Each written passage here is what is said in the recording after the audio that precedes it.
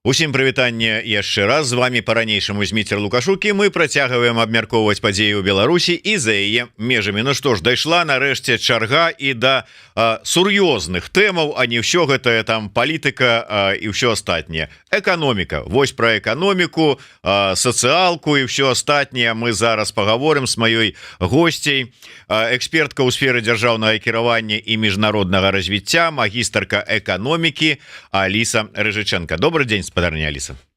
Добрый день. Спадарня Алиса, давайте пачнем, ну я не ведаю, можа быть, с добрых таких навінаў, ну прынамсі з таких вельмі, я так разумею, грандыёзных планаў, якія агучылі чыноўнікі у Мінэканомікі, ну в міністэрстве ну карацей кажучы, ва ўсіх профільных міністэрствах. Прэм'ер-міністр Галоўченко, гаворачы, разважаючы пра 25 год, сказаў, што тэмп эканомікі плануецца на ўзроўні 104,1%. А для дасягнення гэтых мэтаў урадам актыўнае развіццё плануецца інвестыцый ледзь там не на 8%, нарошчванне аб'ёму экспарту тавараў і паслуг 5,5% там процентаў, контроль над інфляцыяй і гэтак далей, гэтак далей. Что вы скажете вось про гэтые мары там ці планы министерстваў?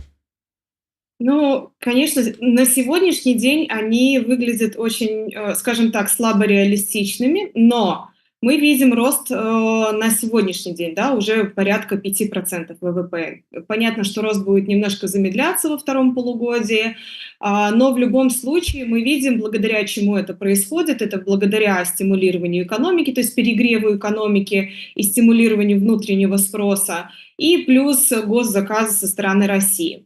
На основании этих высказываний можно сделать следующий вывод. Во-первых, что война не закончится, что планируют воевать еще долго, и на протяжении следующего года будут дальше продолжаться выполняться госзаказы для России, для оборонки. Но, с другой стороны, стимулировать внутренний спрос для того, чтобы наращивать производство внутри страны, тоже уже ресурсы, скажем так, исчерпаны, и не только в нашей стране. И в России мы видели заявление Набиуллиной, да, пресс-конференцию, там звучали вообще очень траурные и печальные вещи.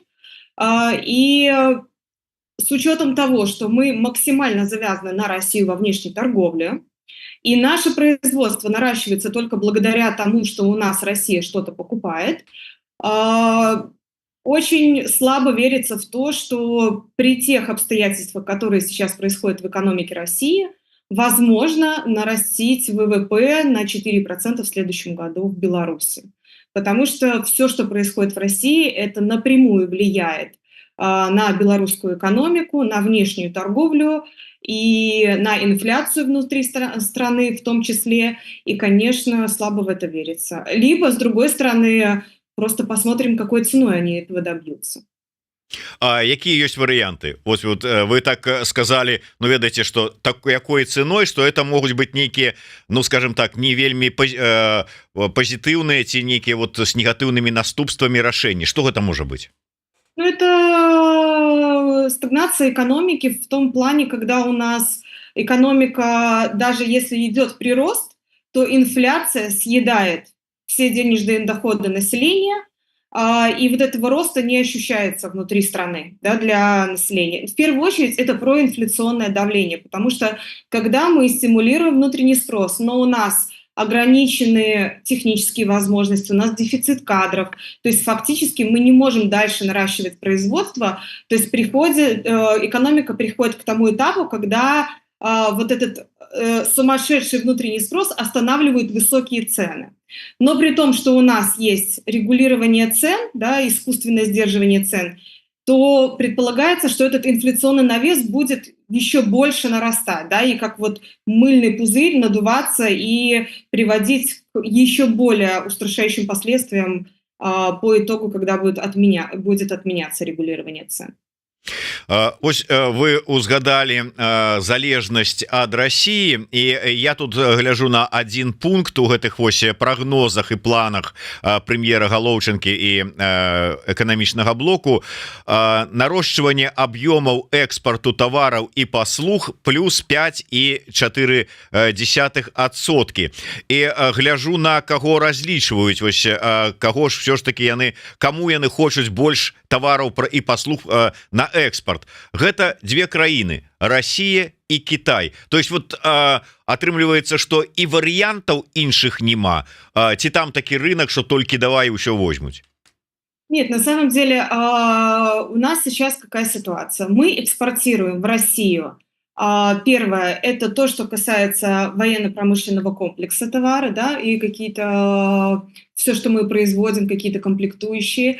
И второй вариант – это такой гражданский экспорт, это какие-то товары, да, там продукты питания и так далее, какой-то текстиль.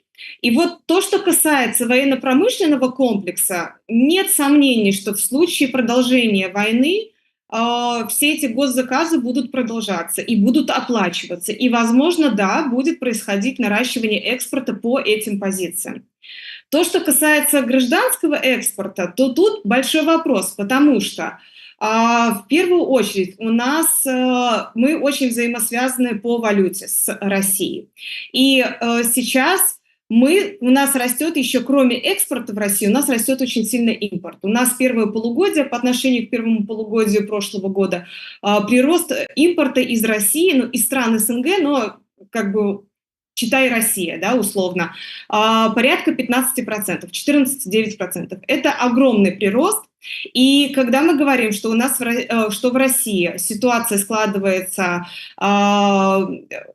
проинфляционная, почему сейчас, да, поднимают ключевую ставку, и Набиуллина говорит о том, что ресурсы исчерпаны экономики, уже невозможно сдерживать инфляцию при нынешних условиях. То есть инфляция там будет нарастать, и то, что мы будем закупать в России, для нас будет стоить тоже намного дороже. То есть это еще один проинфляционный фактор для Беларуси, который каким-то образом режим Лукашенко пытается в дальнейшем сдерживать вот искусственным путем. То, что будет наращиваться оборонка, да, скорее всего, это будет. Но другие позиции, я сомневаюсь, потому что у нас большая конкуренция с Китаем, с тем же, да, на территории России.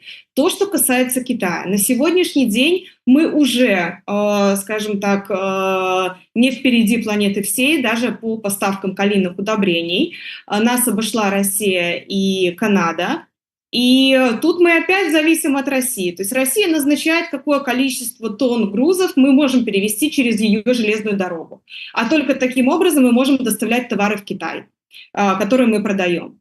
И получается, что сама же Россия нас ограничивает и выходит сама на первое место по поставкам калийных удобрений в Китай. Плюс цены, да, нам приходится демпинговать цены, то есть ставить ниже цены рыночных для того, чтобы поставлялся наш калий туда.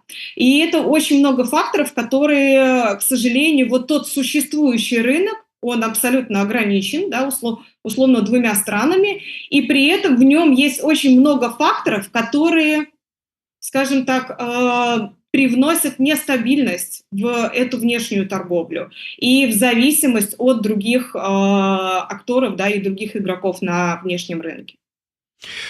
Мы до гэтага яшчэ вернемся, просто пакуль не адышліся далёка, тым больш што вот вы зараз два разы ўжо ўзгадывалі прэс-канферэнцыю Набіуллінай, і мы калі рыхтаваліся з вами до гэтага эфіру, вы сказалі, што варта звярнуць увагу на словы яе наконт павышэння ключавой стаўкі у Расійскай Федэрацыі. Якім чынам, што гэта азначае, давайте вось для чайнікаў, і якім чынам гэта адаб'ецца на Беларуси и белорусах? Фактически Набиуллина на пресс-конференции признала, что российская экономика перегрета. Это значит, что экономика напичкана деньгами, а именно бюджетными расходами, которые связаны в первую очередь с выплатами мобилизованным, да, там, компенсацией раненым, различными субсидиями промышленному комплексу, который выполняет гособоронные заказы. И эти деньги расползаются фактически по экономике. И наступил такой момент в экономике, когда стимулы к наращиванию производства уже приводят к тому, что растет только инфляция.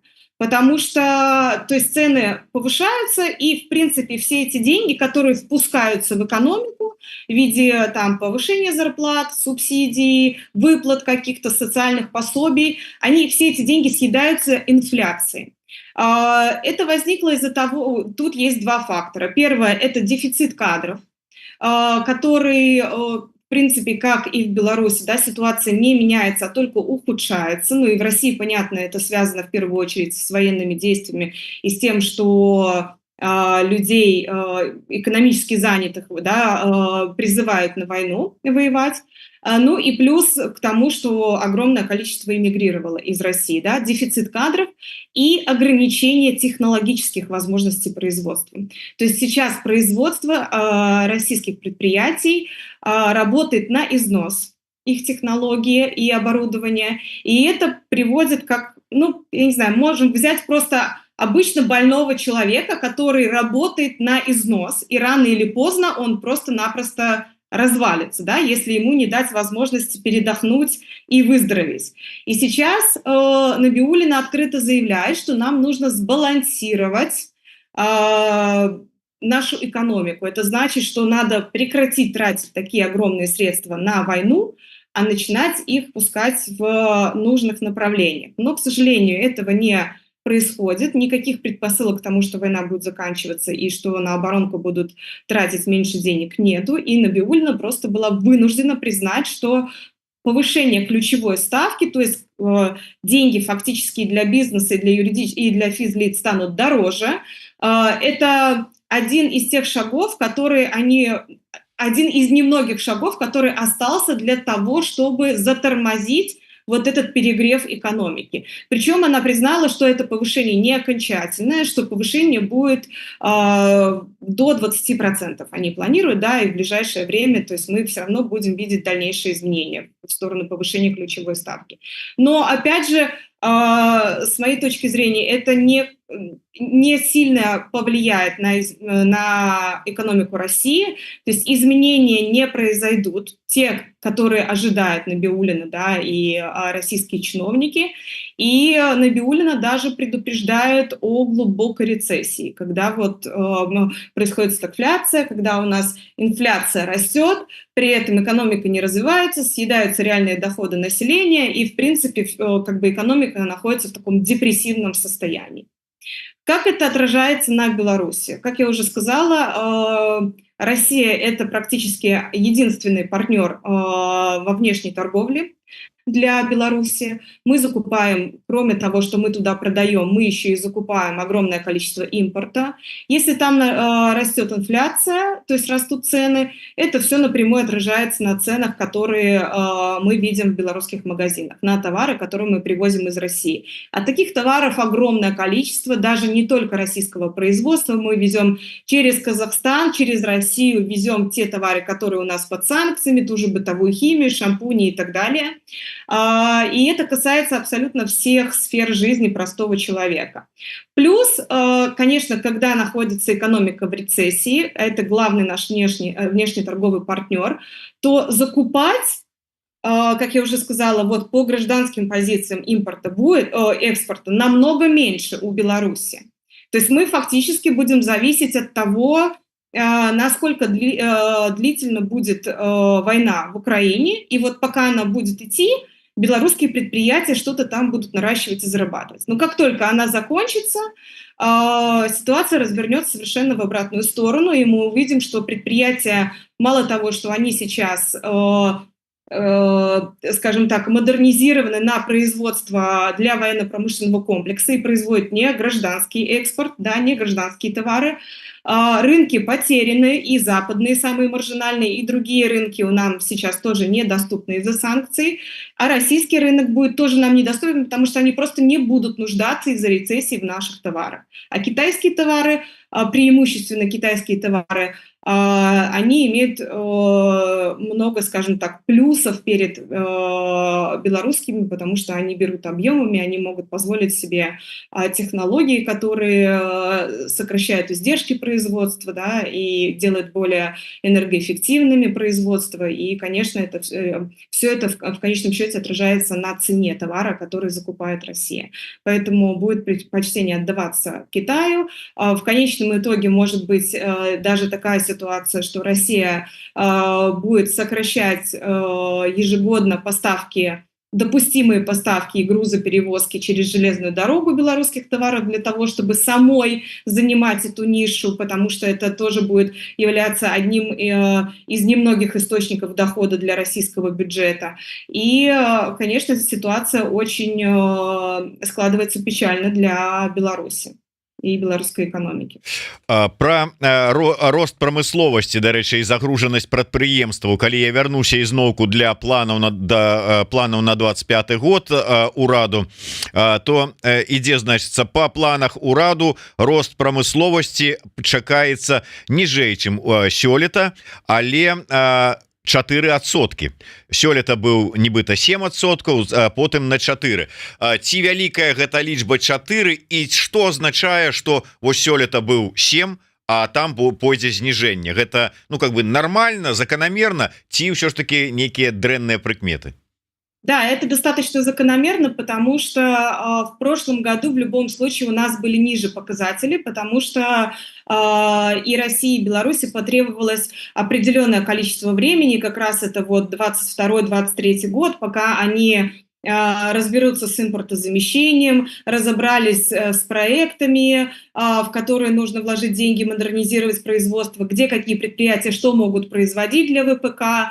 То есть пока это все устаканилось, прошло определенное количество времени. Но на протяжении этого времени, пока они там все решали и подписывали свои соглашения о поставках и там госзакупок для России, белорусские предприятия что-то производили, но не в тех объемах, как это сегодня, да. И, в принципе, мы за счет этого в том числе видим сегодня существенный прирост по росту объема производства в промышленности. И вот как раз там вот эта разница 7-4%, это, скорее всего, мы видим по отношению к тому, что вот в прошлом году было меньше производства, да, пока еще не наладилось все производство для ВПК российского. А в этом году уже все налажено и все работает, в принципе, на максимум, да, и все производственные мощности работают на максимум. А в следующем году, то есть это будут уже показатели по отношению к этому году, да, к серьезному приросту. Поэтому, да, это достаточно закономерные цифры. Ну і каротенька можа быць ўсё ж таки про экспорт. Вот мы казалі про Россию, про Китаю, і я гляжу на рынки дальняй дугі. У першую чаргу гэта гаворыцца про краіны Афрыкі. Экспорт плануецца павялічыць на 570 мільёнаў долараў. Вот на ўсю вот гэтую вялікую Афрыку. Ну, правда, то есть до того, что ёсць, плюс яшчэ 570. Але пра што гэта сведчыць? Гэта нармальная лічба ці ненармальная на фоне вось гэтых візітаў по Афрыке і Лукашенко і там і ўсіх астатніх? Вот гэта сведчанне чаго? Смотрите, с Африкой очень интересная ситуация. Мы там можем фактически разделить страны на две части.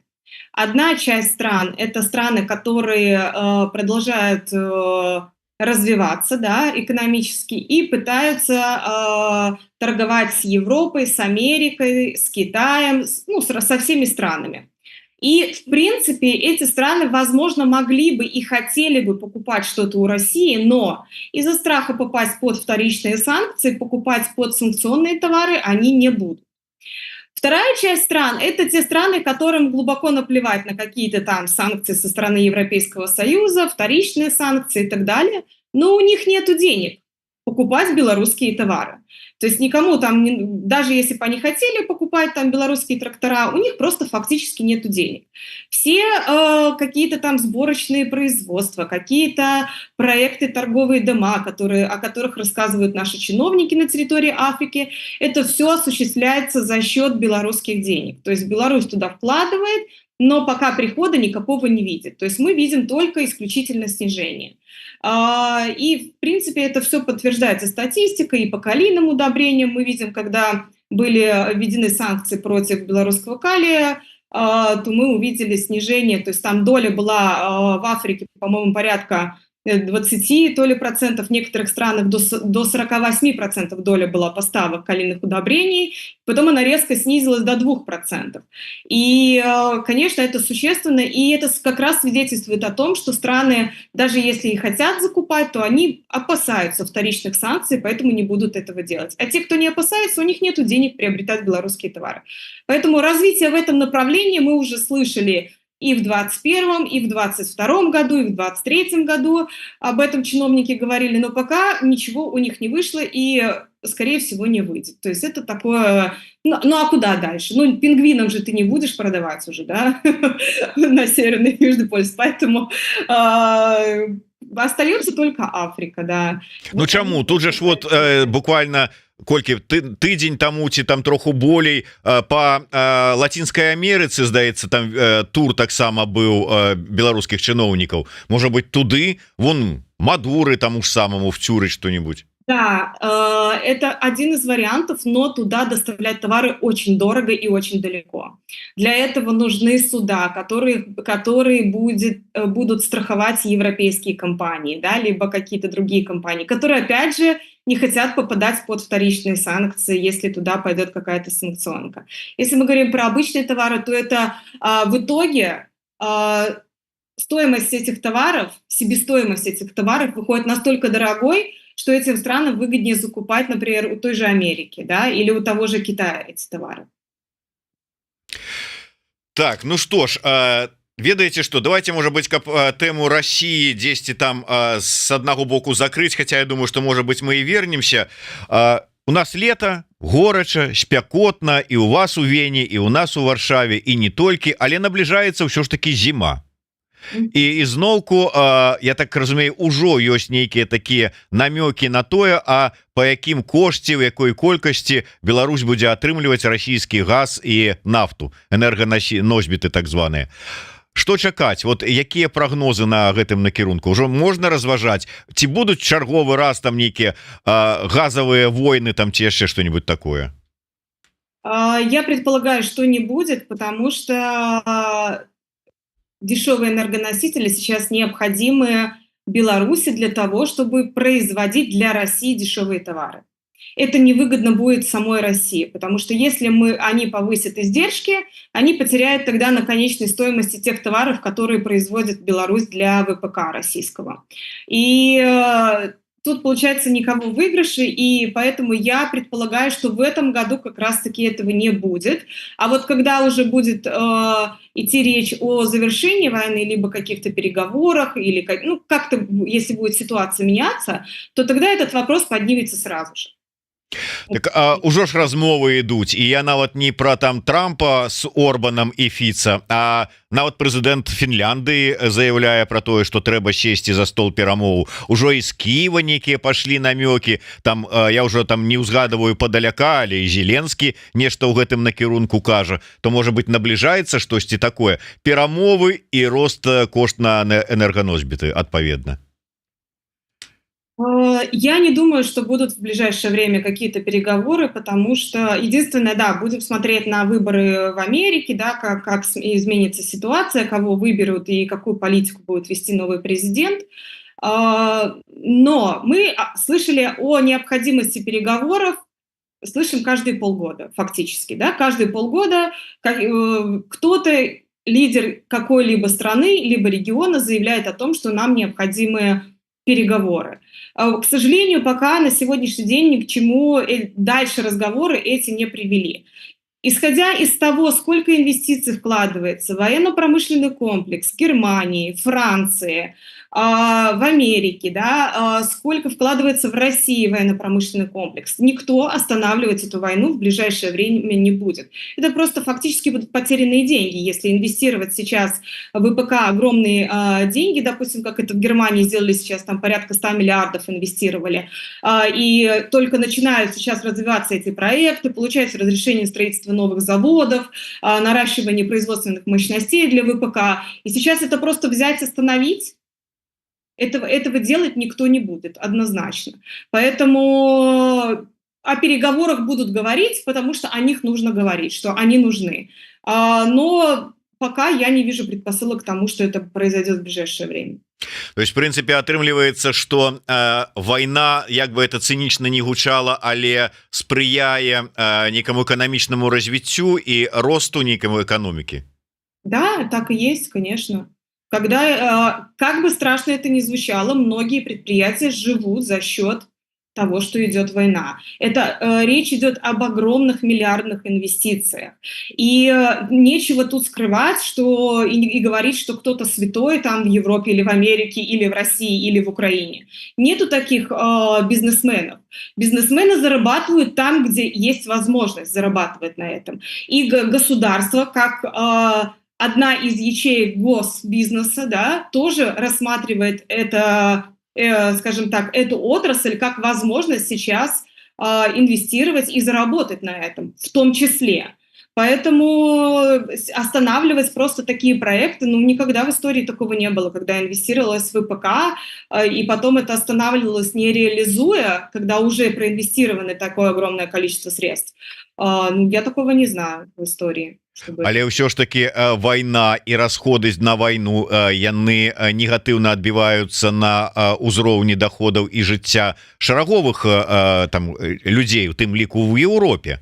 Гэта ніякім чынам не ўлічваецца. І як это так, вот с аднаго боку рост эканоміка, а з другого боку пагаршэнне ўзроўню жыцця і ўсё з-за вайны. Сейчас, на сегодняшний день, в Европе более-менее стабильная ситуация по инфляции, как и в Америке. Да? В Америке там порядка 3%, а в Европе в некоторых странах 2-2,5% инфляция. Это, в принципе, более-менее стабильный уровень. И сказать, что на сегодняшний день, тем более сейчас лето, да, не зима, никто не платит за электроэнергию и газ, и это остро не ощущается среди населения, какие-то изменения ценовые, то сейчас как раз-таки недовольство со стороны населения, оно ощущается, но не так сильно. Оно больше ощущается, что вот Россия является угрозой, и нам нужно что-то предпринимать, да, и властям Европейского Союза тоже нужно что-то предпринимать, а именно вот наращивать оборонку, наращивать расходы на военно-промышленный комплекс. То есть это, в принципе, принимается большей частью населения как достаточно приемлемые меры по обеспечению безопасности. Угу. Мы з вами гэтую тэму абмяркоўвалі ў папярэдніх наших праграмах, але ізноўку узнікае тэма, яе пастаянна пракручваюць, гэта рост заробкаў і якія пагрозы для эканомікі і не толькі для эканомікі гэта нясе. З іншага боку, вот я чытаю зараз, што з-за росту заробкаў людзі актыўна паняслі гэтыя грошы ў банкі. И как бы и банкам добра, и некое развіццё вот это все ідзе. Так што ж дрэннага ў гэтай сітуацыі і чаго чакаць у бліжэйшым часам? Что касается зарплат, да, у нас сейчас идет прирост заработных плат не в соответствии с ростом производительности труда, и он даже выше, чем рост экономики в целом. И это, конечно, огромные риски для предприятий, так как издержки у предприятий растут, а зарабатывать предприятия не могут из-за регулирования цен, и все это в итоге выливается, что предприятия вымывают оборотные средства и не могут дальше расширяться. Для расширения нужны кредиты, то есть растет закредитованность предприятий и, как следствие, риск повышения банкротства, да, снижается рентабельность предприятий и так далее. То есть риски огромные. То, что люди понесли эти деньги в банки. Если мы посмотрим на статистику, то как раз-таки рост происходит по срочным вкладам. То есть когда люди могут прийти в любой момент снять эти деньги. И это тоже имеет определенные риски для банковской системы, потому что эти деньги все могут в один момент вылиться на валютный рынок. То есть люди могут фактически пойти, если будут предпосылки к какому-то серьезному изменению курса валюты, то есть именно к росту доллара, а такие предпосылки есть, несмотря на все, да, то люди могут просто взять, поснимать эти счета резко в большом объеме и пустить их на валютный рынок, то есть создать высокий спрос на валюту, тем самым еще больше спровоцировать изменение курса доллара.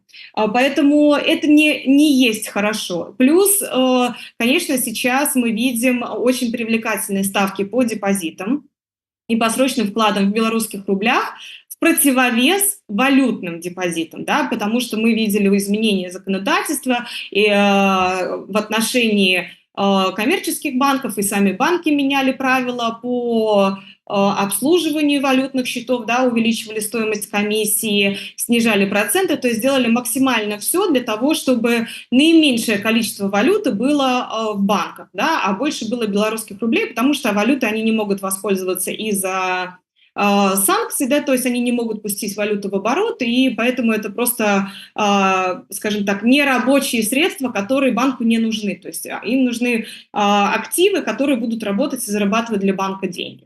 На сегодняшний день это там белорусские, российские рубли, юани, но не доллары и евро.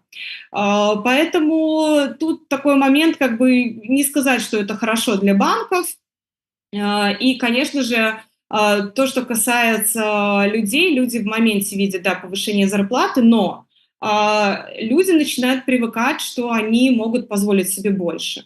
Люди набирают кредиты. Мы видим, что растет закредитованность, причем у нас сместилось, если раньше кредитов на ипотеки, да, было на большую сумму, чем потребительских кредитов, то сейчас статистика сместилась в сторону потребительских кредитов, то есть наращивается потребительское кредитование. Люди фактически берут деньги и проедают, либо покупают какую-то технику, которая в последующем ломается и никаких средств людям не приносит, как в случае это с недвижимостью, да, когда мы инвестируем в недвижимость, и она потом стоит дороже, да, и все на этом зарабатывают. И банк зарабатывает на процентах на каких-то, и люди зарабатывают, что у них повысилась стоимость жилья. А когда мы говорим о потребительских кредитах, это проедание денег фактическое, то есть это плохие кредиты. И вот как раз сейчас растет этот рост по плохих кредитов, и люди берут эти кредиты как бы с учетом того, что их зарплата продолжит расти такими же темпами. Но это тоже не так, потому что рост зарплат обусловлен тем, что нам необходимо сохранить те кадры, которые есть, для того, чтобы хотя бы сохранить те объемы производства на сегодняшнем уровне. Да? Не говорю уже про наращивание, потому что наращивание производства фактически невозможно, и оно ограничено из-за дефицита кадров. И плюс Россия нам тоже создает большую конкуренцию в данной ситуации, потому что в России зарплаты выше, у них дефицит кадров намного больше, чем в Беларуси. И те же люди с азиатских стран, да, там Таджикистана, Узбекистана предпочтут поехать в Россию работать, а не в Беларусь.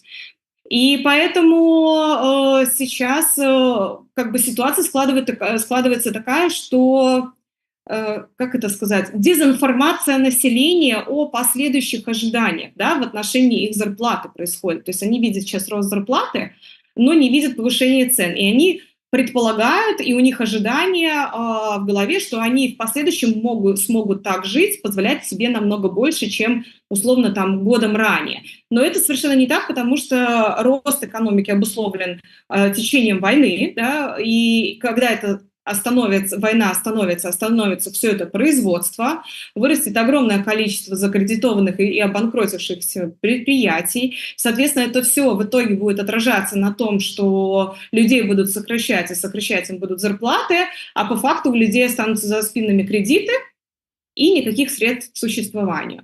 Это очень опасная ситуация, и с одной стороны для предприятий, и с другой стороны это на людей действует, скажем так, в не том формате, как бы вместо накопления люди приходят к тому, что им нужно тратить сейчас больше, потреблять больше.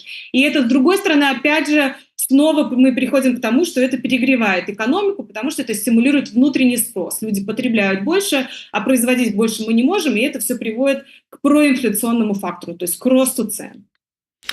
Зразумела. Адзінае, што вот калі ўжо закранули тэму валюты, гляжу сённяшнюю сітуацыю, сённяшнія курсы у абменніках, і адносна еўра і долара беларускі рубель умацаваўся. Ну там на нейкія там копейкі, нават не копейкі, можа десятыя копейкі, але тым не менш. Гэта сведчанне таго, што как бы непатрэбныя нікому у Беларусі гэтыя долары і еўра как бы уже і адпаведна пачалі дзешавець, ці вот ці што это азначае, ці нічога не азначае? На сегодняшний день у нас курс регулируется абсолютно рыночным способом, то есть на основании спроса и предложения. И так как внешние торговые партнеры у нас Россия и Китай, да, ключевые, а именно в первую очередь это Россия, то торговля вся происходит и расчеты в российских рублях. И как раз сейчас нам нужно ориентироваться на курсы и соотношение этих курсов, да, к белорусскому рубля, к российскому рублю.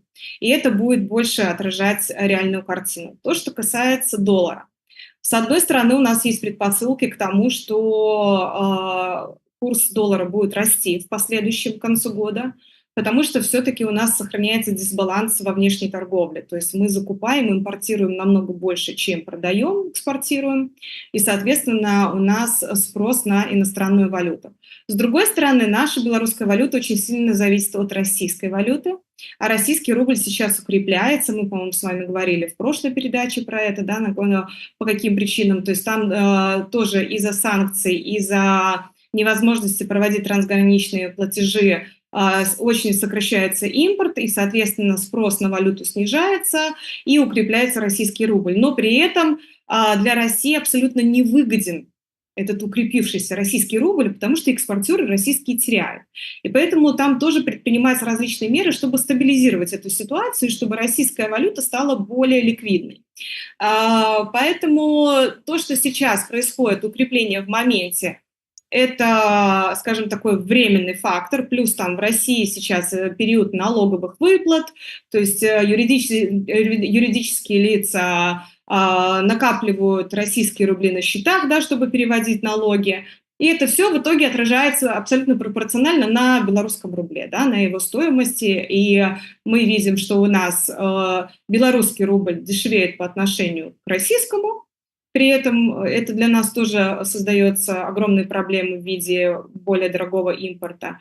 И отражается на, скажем так, более стабильном курсе доллара. Да? Но это краткосрочный эффект, который изменится уже по наступлению осени. Так, вось вам і один прогноз. Записывайте, пакуль не поздно. Дарэчы, спадарня Аліса, я з вашага дазволу зраблю такую абвестку для ўсіх наших гледачоў і слухачоў. Тыя, хто даўно глядзяць Еўрарада, ведаюць, што ў нас ёсць, ну такі умоўна кажучы, пул экспертаў, якія штотыднёва рэгулярна з'яўляюцца у нас у эфіры. Гэта Роза Турарбекова, Александр Фридман, Павел Усов, Александр Кнырович. Так вось, по нашей взаемной домовленности Алиса Рыжиченко долучается до гэтага, умоўно кажучы, пула экспертаў Еврорады, и вось пачынаючы з сённяшняга дня яна будзе регулярно раз на 2 тыдні выходзіць у эфир Еврорады. Папярэдне гэта будзе чацверг о 14 гадзіне по Варшаве, 15 гадзіна по Мінску. Ну ці так наадварот скажем, 15 гадзіна по Мінску, Вільні, Киеву і Тель-Авіву, 14 гадзіна по Варшаве, Празе, Вене, Хельсінкі, таким вось чынам, ну і так далее. Таким чынам вось такія змены, і можа быть гэта будуць нават не апошнія змены у лепшым накірунку у нашым пуле экспертаў. Так, спадарня Аліса, яшчэ одну тэму хацеў бы закрануць, гэта санкцыі. І давайте пачнем, можа быть, с Китая. Вось чаму, тому что санкцыі вы відаць бачылі апошнімі днямі вельмі часта, асабліва з польскага боку, гучаць словы про тое, что калі ўсё ж таки не атрымаецца паразумення знайсці з рэжымам, калі не атрымаецца, там скажем, вызваліць Анджэя Пачобута, дамагчыся сканчэння міграцыйнага крызісу на мяжы і гэтак далей, там пункты вядомыя, то дойдзе да перакрыцця беларуска-польскай мяжы для грузаперавозак. На ваш погляд, наколькі гэта рэальна магчыма і якая можа быць рэакцыя Китая з гэтай нагоды? Я думаю, что это абсолютно возможно. Перекрытие, возможно, это будет не на все время, а какое-то временное перекрытие границы грузоперевозок, скажем так, в качестве показать, что мы можем это сделать. То, что касается Китая, естественно, будут вестись переговоры по поводу того, что это возросшие издержки для Китая, потому что те товары, которые идут в Европу, нужно будет отправлять другими путями. И для Китая это будет стоить дополнительно, и для Европы в том числе это будет стоить дополнительных средств. И, скорее всего, там будут какие-то созвоны, переговоры, общение по этому поводу. С другой стороны, мы понимаем, что этот грузопоток Беларусь использует не только как транзит китайских товаров, но и как транзит санкционных товаров. Да? Сколько мы видели уже расследований, когда у нас там под видом каких-то нефтепродуктов везлись машины, которые находятся под санкциями в России и в Беларуси, когда под видом там еще каких-то других товаров везлись сигареты и другие санкционные товары. То есть мы видим, что Беларусь активно использует этот путь для того, чтобы обходить санкции. И как раз-таки Польша, я считаю, что она имеет полное право остановить в соответствии с законодательством и теми принятыми санкциями, и обвинить ее фактически никто не сможет, потому что она выполняет на национальном уровне те принятые законодательства, которые приняты в Европейском Союзе, а именно санкции в отношении Беларуси. То есть они предпринимают меры для того, чтобы санкции соблюдались. Поэтому очень возможно, что Польша это сделает. Пострадает, конечно, режим от этого, потому что вот то, что перекрывают автомобильные переходы, да, не пускают машины с белорусскими номерами, это как раз-таки санкции, которые в конечном счете работают только против обычных людей. И было бы неплохо, как бы, я думаю, что Польша это понимает и уже осознает в полной мере, против кого в итоге направлены эти санкции, и что те, кто действительно зарабатывает на санкционке, они как продолжали гнать эту санкционку с Европы, так и продолжили через железную дорогу. И вот как раз перекрытие этого пути – это серьезный шаг в соблюдении санкций, да, в соблюдении как бы санкционного режима против Беларуси и России. И мне было бы интересно посмотреть на то, как Лукашенко будет реагировать на это. Возможно, он действительно это сподвигнет его на какие-то уступки. Дарэчы, сітуацыя, калі гэтыя, так бы мовіць, санкцыі альбо тое бачанне ці той рэжым, якім яго прымяняюць пэўныя краіны, б'е найперш па звычайных беларусах. Зараз шмат спробаў, так бы мовіць, адкаціць назад, каб все ж таки не прымянялася гэта і датычна машына, ўсё астатняе. Як вы лічыце, ўсё ж таки, калі глядзець на той санкцыйны пакет, які зараз дзейнічае, ці магчыма, вот ад каго гэта залежыць і што трэба зрабіць? Ці гэта ўжо взяты такі кірунак на пэўную, можа быть, дыскрымінацыю беларусаў і з яго ўжо цяжка будзе сысці? Нет, я думаю, что откатить все возможно, и опять же на национальных уровнях. Потому что, когда принимается законодательство на уровне Европейского Союза, у каждой страны есть определенное время, когда это законодательство будет принято на национальном уровне. И при этом у каждой страны есть, скажем так, возможности варьировать в этом законодательстве. То есть немножко его смягчать, немножко его ослабевать, И как раз-таки вот в отношении приграничных стран Польши, Литвы и Латвии я предполагаю, что законодательство будет действовать в том же виде, как и было принято, но со стороны таможенных служб будут какие-то послабления в отношении физических лиц. То есть будут, может быть, не все машины проверять, а какие-то единично машины проверять. Не будет таких вот придирок и проверок к таким вещам, как, например, там текстили, бытовая химия, какая-то одежда, да, там это ваши личные вещи или не личные вещи. То есть, скорее всего, будет какое-то смягчение и послабление постепенное, но это будет вот как раз-таки на национальных уровнях со стороны таможенных органов. Оно будет фактически работать, законодательство, но при этом будут проверять тех, кто действительно его нарушает, да, не ИПшника, да, который привез трое штанов Adidas, условно, да, там на территории Беларуси, а того, кто владеет целым составом, да, где везутся подсанкционные товары. Поэтому думаю, что будет послабление. Дякую вялікі. Ну что ж, на сёння уже будем развітвацца до наступнай нашай сустрэчы. Як я уже сказал, спадарыня Аліса Рыжыченко будзе регулярно з'яўляцца у нас у эфиры раз на 2 тыдні. Ну, атрымліваецца першы і трэці чацвер месяца.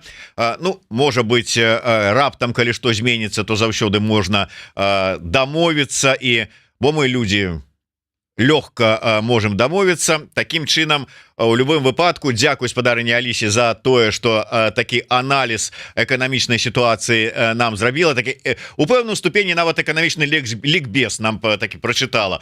Дзякуй вялікі, спадзяюся, что паразумнею дзякуючы размовам і эфірам з вами. Эканамічная маю на увазе і фінансава.